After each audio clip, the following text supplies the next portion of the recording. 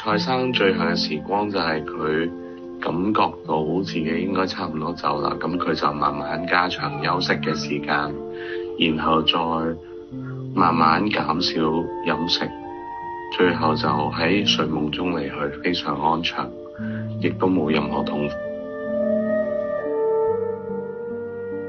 蔡生我跟佢工作10幾年，咁佢就從來冇試過遲到嘅，即係無論私人約會或者工作，佢都從來唔會遲到，而且佢答應人嘅事一定會做到，咁呢個係值得我哋學習。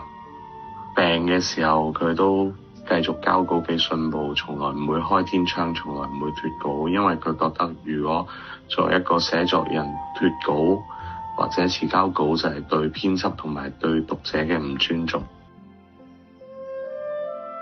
大家都話呢幾年香港經濟下滑或者市道唔好，但係蔡生每日都好樂觀去面對。之後佢同我哋講，再唔好香港仲係有咁多菲傭，香港仲係咁多人買樓，香港人嘅總存款喺世界都係前列嘅，所以香港人加油。